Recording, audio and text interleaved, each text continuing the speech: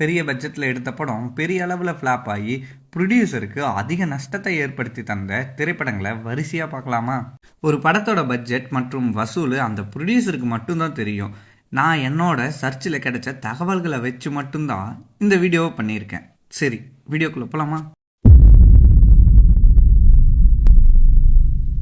Hero இந்த படத்தோட director இதுக்கு முன்னாடி இரும்பு திரைங்கிற சூப்பரான படத்தை எடுத்தார். ஸோ இந்த படத்தோட எதிர்பார்ப்பும் அதிகமாக இருந்துச்சு. அது மட்டும் இல்லாமல் இந்த படத்தோட ஹீரோவான சிவகார்த்திகேயன் ஒவ்வொரு படத்துக்கும் பட்ஜெட்டை அதிகப்படுத்திகிட்டே போனார். அதுவும் இல்லாமல் இந்த படம் ரிலீஸ் ஆன அந்த டைமில் கொரோனா கோவிட் பரவிட்டு இருந்துச்சு. அதனாலயான்னு தெரியல, அதுவும் ஒரு காரணமாக இருக்கலாம். படமும் ஏவரேஜாக தான் இருந்துச்சு. இந்த படத்தோட பட்ஜெட் 45லேருந்து 48 கோடியாக இருக்கலாம். இந்த படம் கலெக்ட் பண்ணினது 40லேருந்து 43 கோடி தான். இது கிராஸ் கலெக்ஷன். காசு போட்டவங்களுக்கு ஷேராக ரொம்பவும் கம்மியான காசு தான் கிடைக்கும். கிராஸாம் பார்த்தாலே 5 கோடி இந்த படத்தினால நஷ்டம். கோப்ரா இந்த படத்தோட டைரக்டரும் இதுக்கு முன்னாடி டிமாண்டி காலனி, இமைக்கா நொடிகள்ங்கிற 2 தரமான படங்களை எடுத்தார்.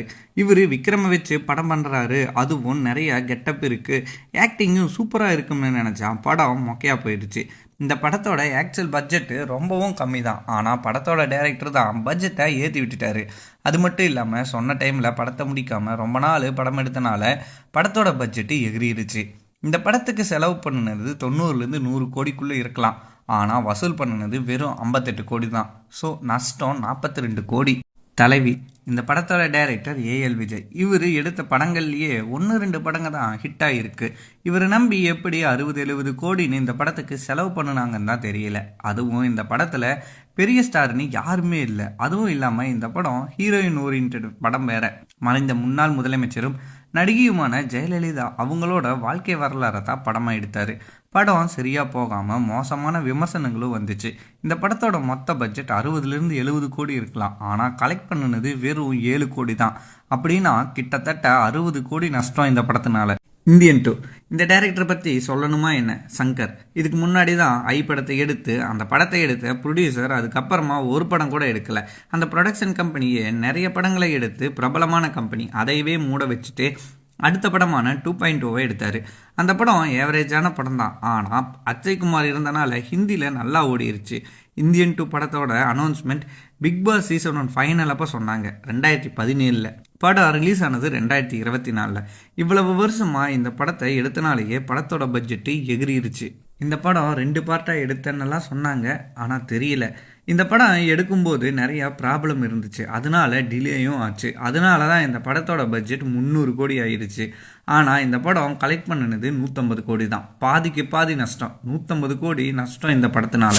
டக் லைஃப் இந்த படத்தோட டைரக்டர் மணிரத்னம் சார் தான். இவரும் கமலும் நாயகன் படத்துக்கு அப்புறமா சேர்ந்து பண்ணுற படங்கிறனால எதிர்பார்ப்பு ரொம்பவும் அதிகமாக இருந்துச்சு. கமலும் விக்ரம் ஹிட்டுக்கு அப்புறமா எடுக்கிற படம்.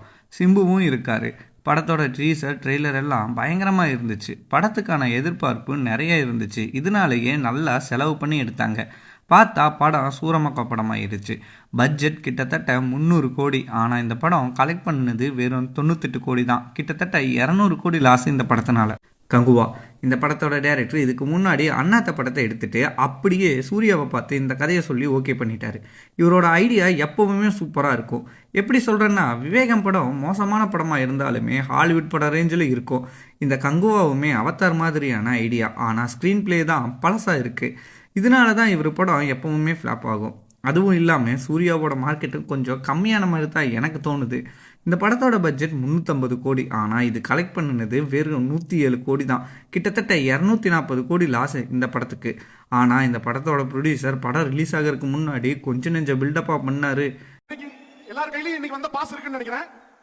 டிசம்பர் மாதம் எந்த டேட்னு அனௌன்ஸ் பண்றோம். இதே பாஸோட இங்க சக்சஸ் மீட் நடக்கும். சரிங்களா? ஒருவேளை படம் இப்படி இருக்கனால இந்த மாதிரி பில்டப் பண்ணியாச்சு கொஞ்சமாச்சு காசு சேர்த்திக்கலாம்னு நினைச்சிருக்கிறாருன்னு நான் நினைக்கிறேன். பேச்சாரா பேசுனேன், கொஞ்சம் பேச்சா பேசுனேன்.